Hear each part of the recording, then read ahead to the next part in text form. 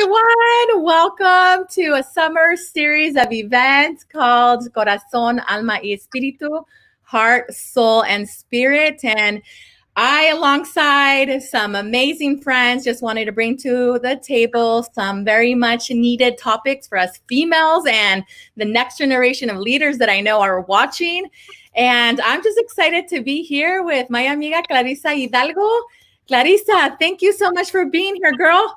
Oh, of course. Anything for, just the cause. I love being here. I love my women. I love supporting. I love you, Domenica. I love you too. Girl, how about we dive in? Because I know you have a jam-packed workshop that you want to share a lot of stuff with us. How about we begin with you letting everyone know who you are? Awesome. Yes.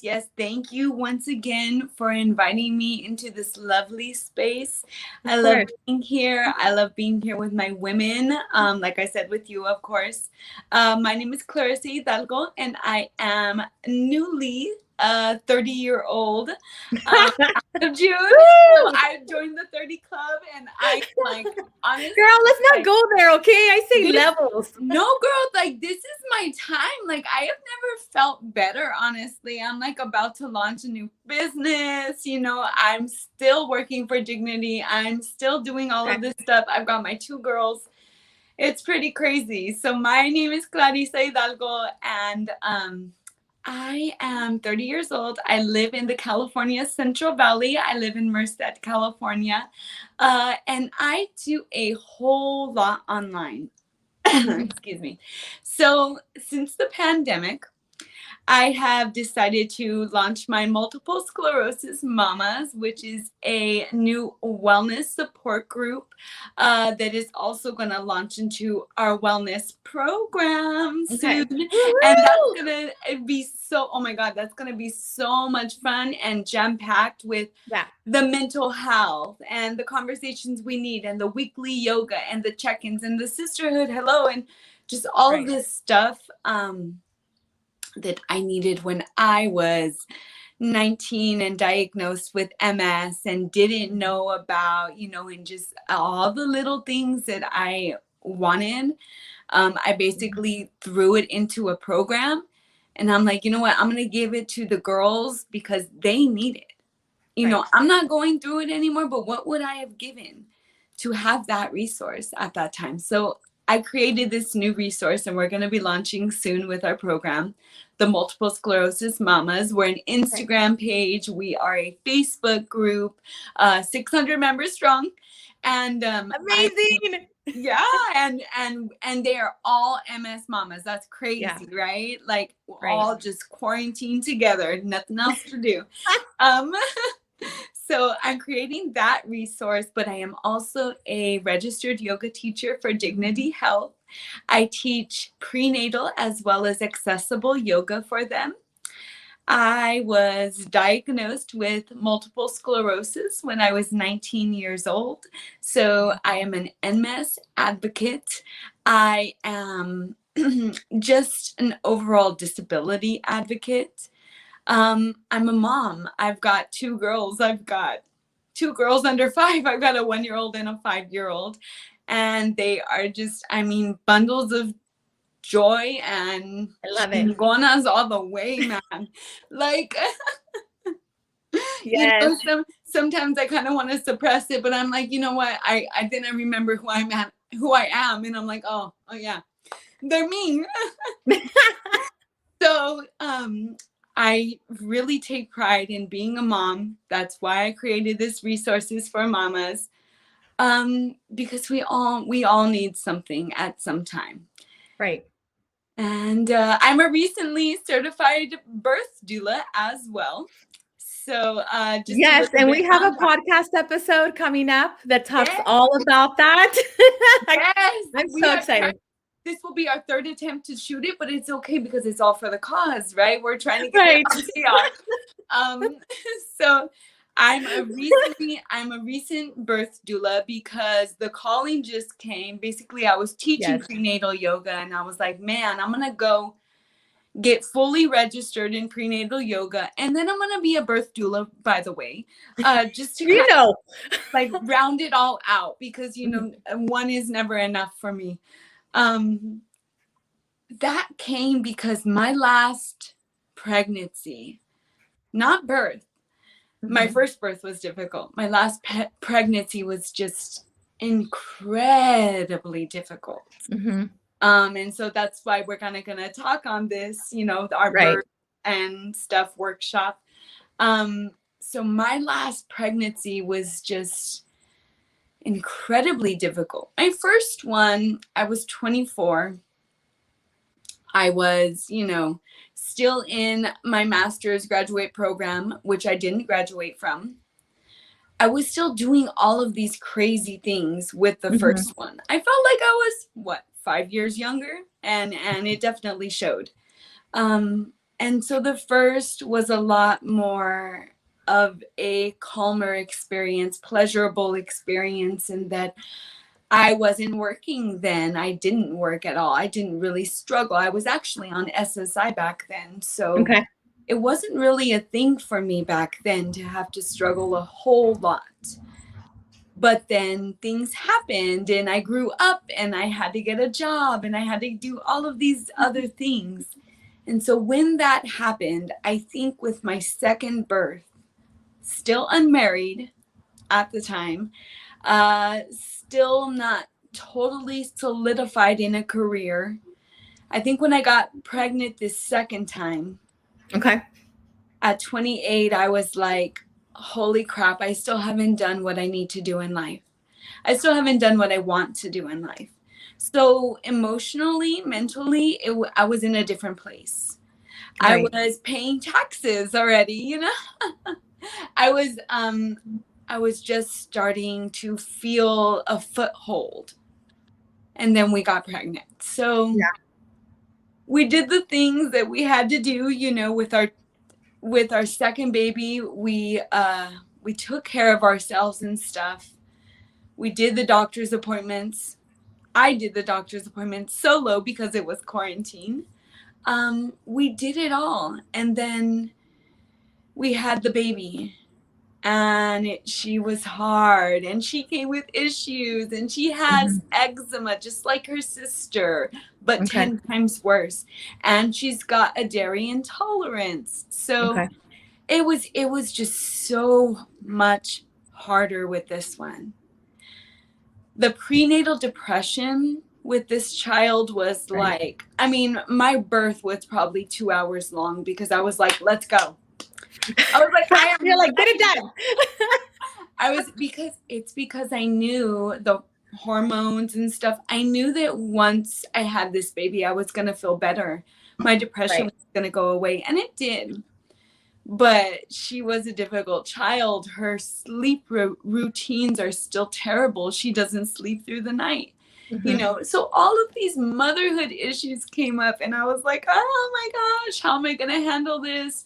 And so that led to me deciding I need to be a birth doula. I need to figure out what's going on.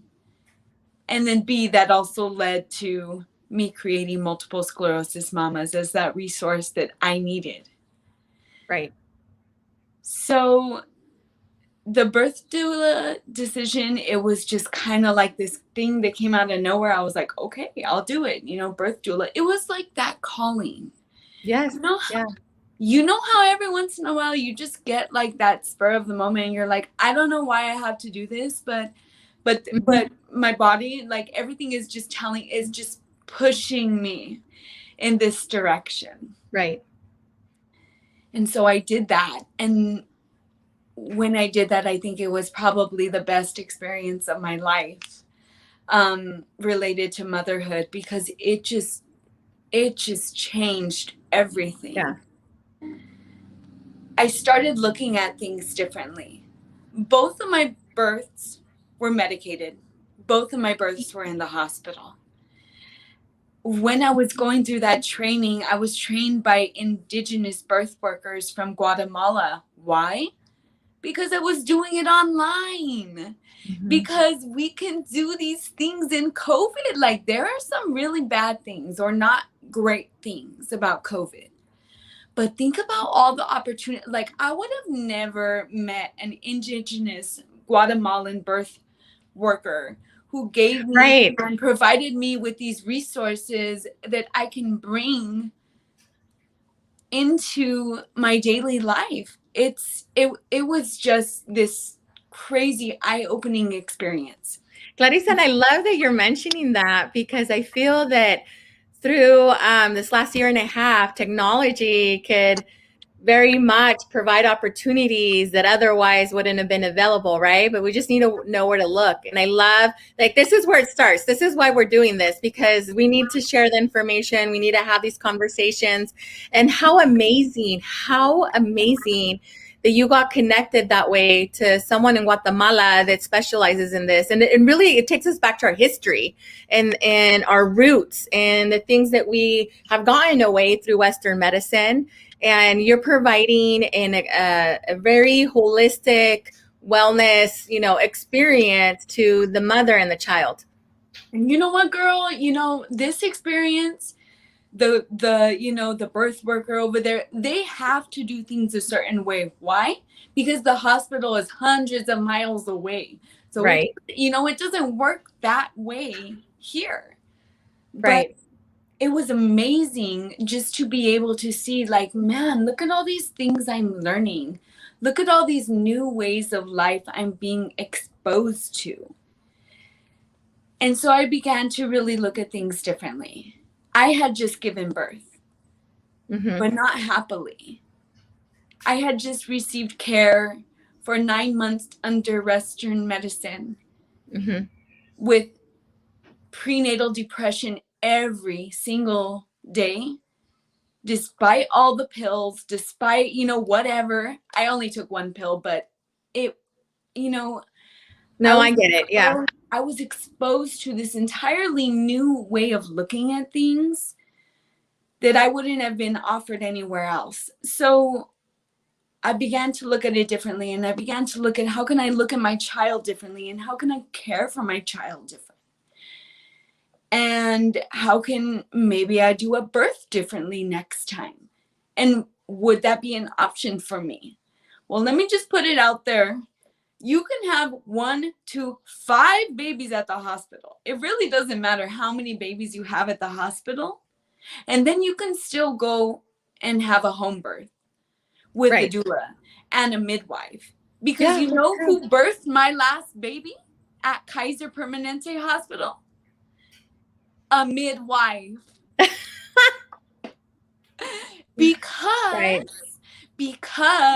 slowly Western medicine is realizing, man, we can get these people who are specialized trained. So when you get a doctor, they are trained in all of these different things, right? When you get a midwife, their sole training is in birth, is in the experience, is in the body. They're women.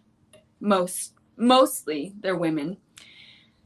And so you get a different kind of experience with them. So what are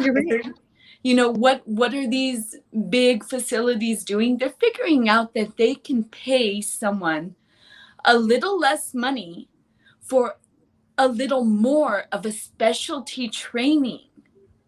And that person can provide this entirely new experience that really isn't any different from a doctor. Because you know what happened in my first birth, Domenica? A nurse went push and push and push. It was a 5-hour labor. So she was like, push and push and push. And, and they were like massaging me, blah, blah, blah.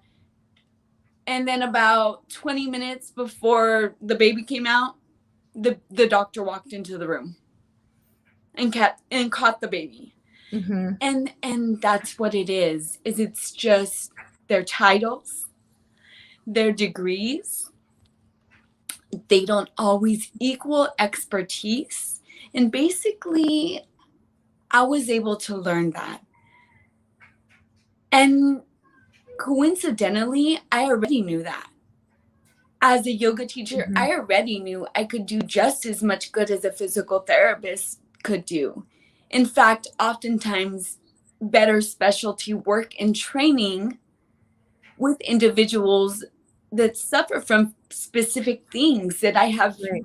more specific training in, like MS. I have many clients with fibromyalgia as well. So, you know, it just brought everything into perspective as, man, I could do this and I could do this really well, and I should be providing the assistance and Right, letting women Clarissa. know. Right. And you know what? The thing that I love about you, and I'm just so proud of you because you said I could do this and you did it. And you're showing and sharing that with everyone else. Like think, what was it, 4 or 5 years from the UC Merced Academy? I just feel like it was forever ago. How far? Like a Facebook group, a program was far, far away. And now it's like, girl, you're doing it. And I'm so excited that you're bringing this topic to the table. So I'm just in awe and I'm just really excited for you. And I'm glad that we have this opportunity where you can share this with everyone. So how about, what do you think if we just dive in? Because I also want to honor your time and we don't have that much time left. So I will go ahead and give you the floor and then you let me know when you're ready for questions and then, we'll do it. All right, sounds All right, here we go. okay. So I'm gonna go ahead and lead everyone through just a little bit of a meditation exercise, a yoga and meditation exercise. So if we'll back up just a bit, and I'm going to back up my camera so you can see most of my body, actually. Wonderful. And I'm just going to stay seated in my chair. Many of our viewers are probably here in a chair as well at this time. So just coming here, seated in our chair, we're going to start a little bit of a meditation and mindfulness exercise. And how we're going to begin that is by feeling ourselves in our chair. You can take your palms to tops of the thighs. They can be wherever is comfortable for you. Wonderful.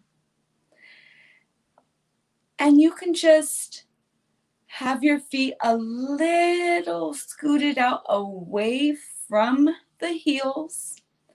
We're grounding the feet firmly into the mat. Beautiful.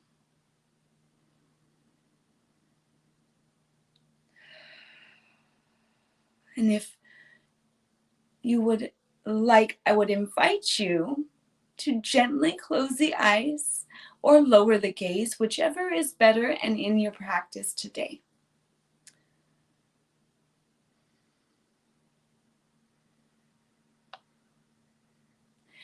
Feeling your breath sink all the way out through the bottom of your belly, and then inhaling it up through the clavicles and down.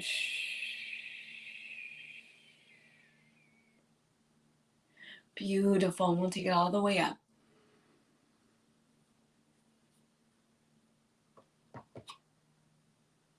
And down. And then inhaling it up through the clap. Inhale. We'll do 4 more. And you don't have to do the hand motion. I find that it's a little better for your concentration. And bringing it down. 2 more.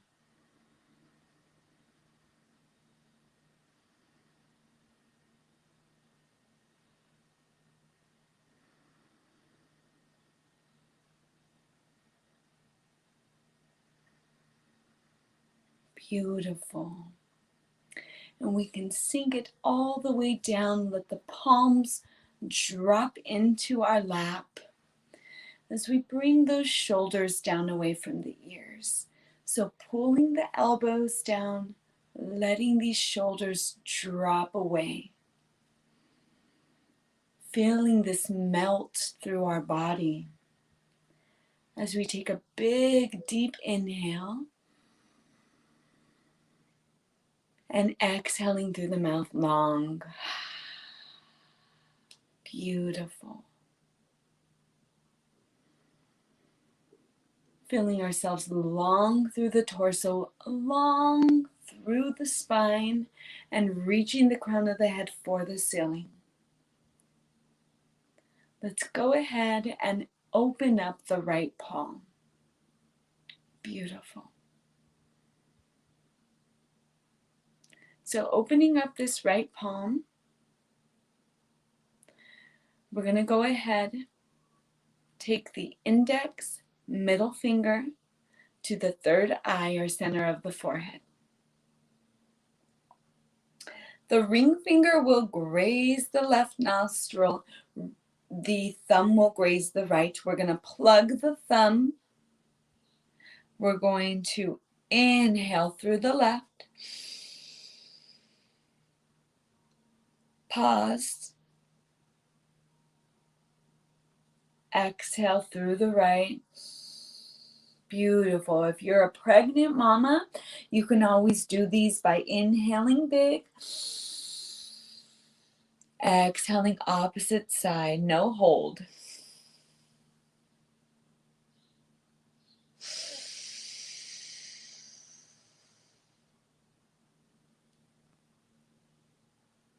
Exhale through the right.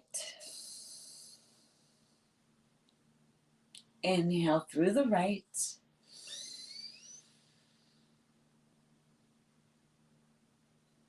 Exhale through the left.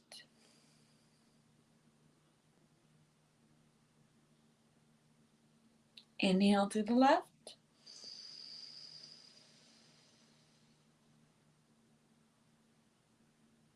Exhale through the right.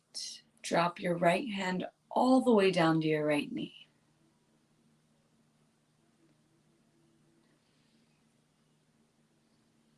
Beautiful. So anyone that ever wanted to continue that sort of breathing exercise, you can always search alternate nostril breathing, Google anything, and that is what it's called. It's basically a mechanism for calming the nervous system, for deepening our inhales and exhales, and overall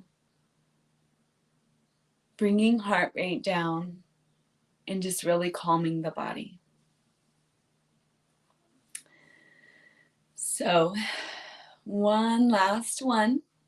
We'll go ahead and take one palm to top of belly. All right. So having the palm at top of belly here, we're just going to gently lower the gaze.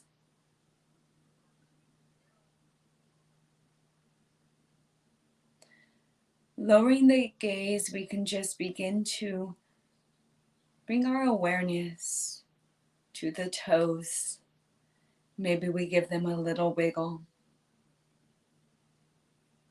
Now the ankles, the heels, maybe taking the legs up and down just a little bit in our chair. Bringing the awareness up to the kneecaps, the shins. Exhaling. Big breath. All the way up the thighs with our awareness. Noticing our elbows. Noticing our chest, our abdomen. Coming all the way up to the shoulders. Big breath. Long exhale. Coming all the way up to the chin. wiggling the jaw side to side.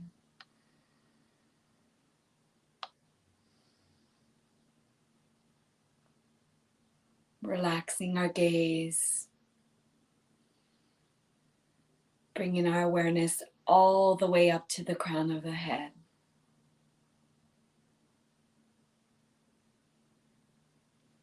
Beautiful.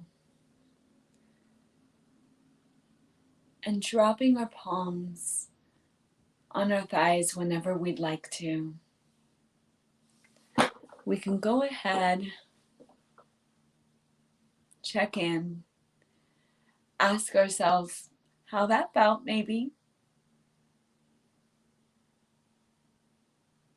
Maybe set intention. If that was a good practice for us, if we enjoyed it, maybe even making plans to do it again at this time. Wonderful. We'll go ahead and bring our palms here to heart center. And I'm going to go ahead and close our practice today with a nice long Om. We'll do 3 of them. And I'd like to invite you to join me, since we are all in the comfort of our own homes, or you can listen, whichever is more comfortable, of course, for you. So bringing our palms here to heart center, taking a big deep inhale.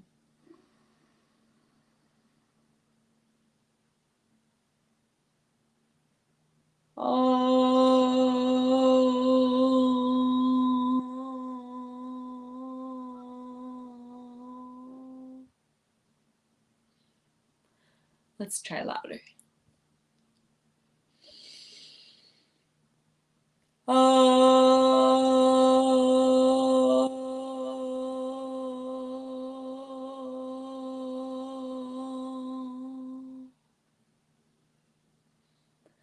Last one.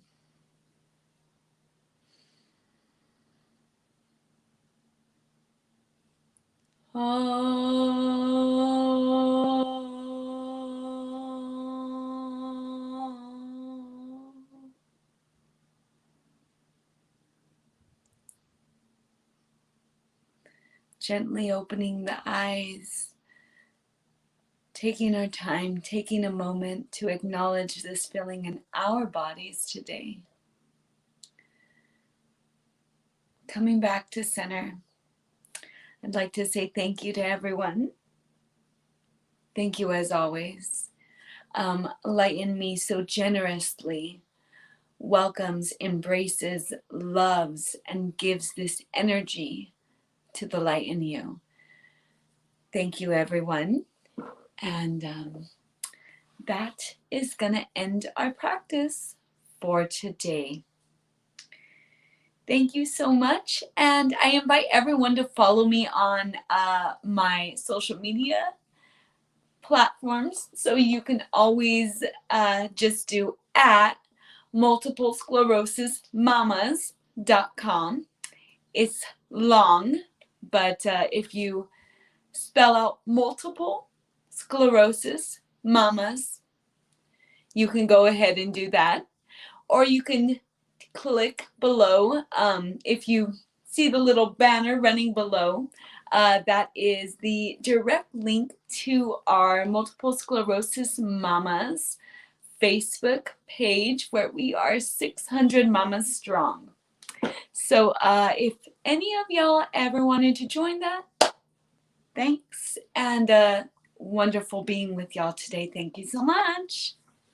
Clarissa, thank you so much. I definitely feel a lot grounded right now. So I was doing this with you and got tons of hearts, tons of likes.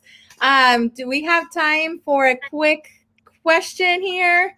Oh, of course, anytime. Yeah. Okay, so do you have any tips to doing this type of practice at home with the kids? Like, what are some easy tips that you do it, or if there's a time of day that you do that?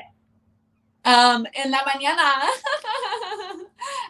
You know what? And let me be honest, we know there are those nights, right? The kids didn't fall asleep. They were probably up. They maybe didn't, they had a fever, algo más.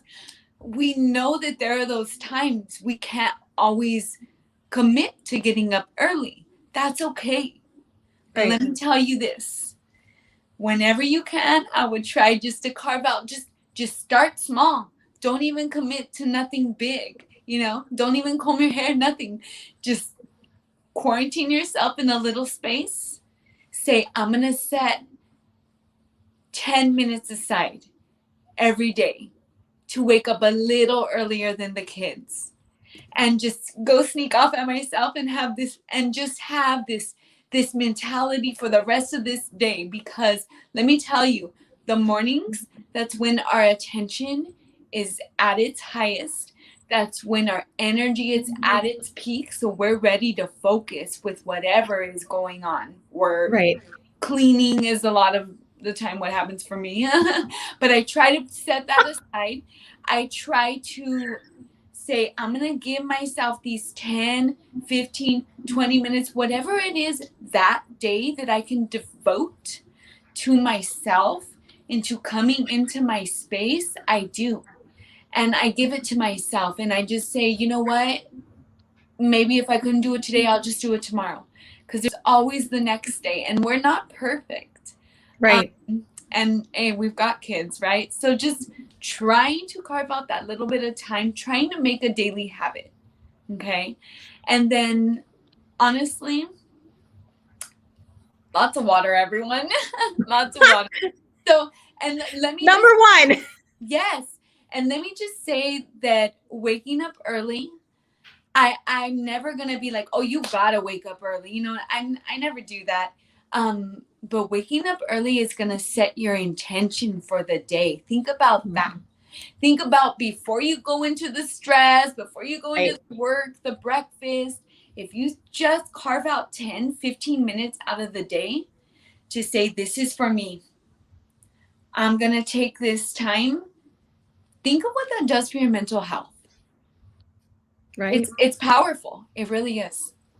No, I love that. Those are great tips, Clarissa. And like Clarissa said, her website is on the bottom. And definitely when we do the replays and send them out, we will have all her links. We will have a direct link to her bio. So super excited for all of you to connect with her. Definitely tap into her.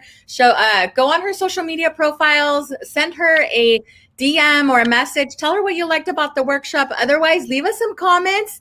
Continue to leave us some hearts, and we'll make sure that we let her see all the love that all of you were showing. So Clarissa, thank you so much again for being here. And thank you so much. Thank you so much, everyone. I just want to say that, meditation doesn't work always for everyone, but when you can, you can. And I wanted to say thank you so much for welcoming me into your spaces, everyone. Thank you again. All right, everyone. We will see you next time, and actually in a couple of minutes. So bye, everyone, for now. Bye. Bye.